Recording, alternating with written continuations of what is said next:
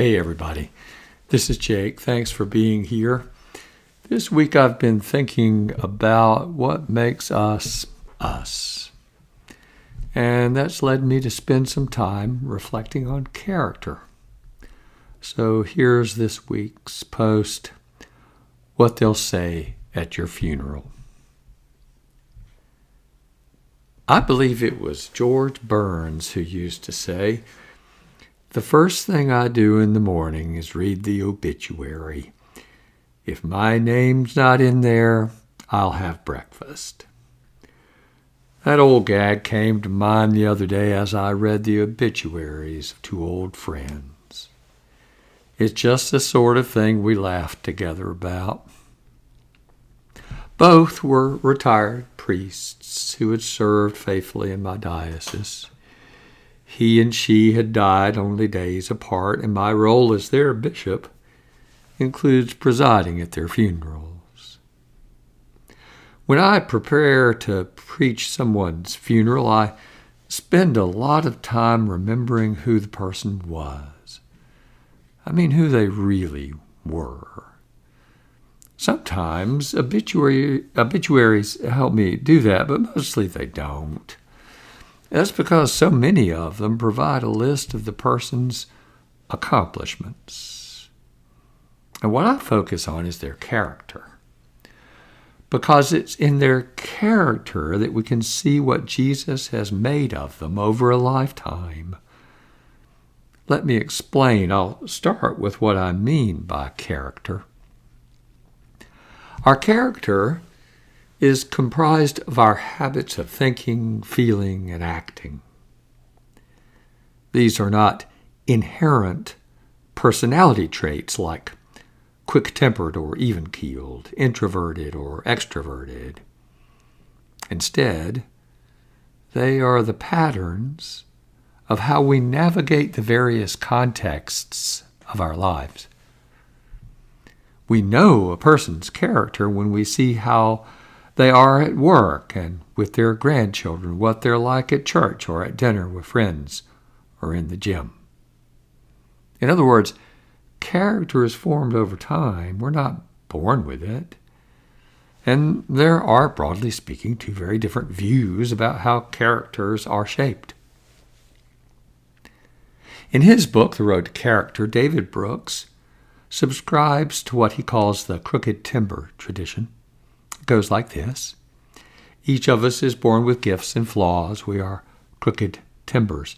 The character we end up with is a result of how we have dealt with those gifts and flaws. Virtuous character emerges from a long struggle of self-control. We admit our flaws, resist our worst impulses, and devote ourselves to acts of service again and again. Among others, Dwight Eisenhower and Dorothy Day serve as Brooks's examples. I've tried to live that way, fought my own crookedness, called it discipline, called it grit. It got me somewhere, but it never got me to beloved.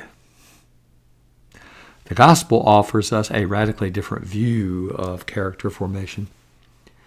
Instead of looking within for our gifts and faults to find the source of character, the gospel teaches us to look beyond ourselves. We are not first and foremost either our abilities or our worst impulses. Instead, we are Jesus's beloved because, Jesus. That is our root identity. And yes, of course, we are born with various personality traits, and we will wrestle with desire and impulses, fears and fantasies. But our starting point is the realization and acceptance that we are the beloved of Jesus. We habitually open ourselves to that love through our spiritual practices in the community of the faithful, through prayer, worship, and works of mercy. Jesus' love shapes the pattern of our lives through these practices. Paul calls this love-formed pattern of life the fruit of the Spirit. He writes, the fruit of the Spirit is love, joy, peace, forbearance, kindness, goodness, faithfulness, gentleness, and self-control. Consider the story of Peter walking on water. The disciples are at sea in a pitched storm. Jesus approaches their boat walking across the waves. Peter says, if that's you, call me out there with you. And sure enough, Jesus invites him over the gunwales.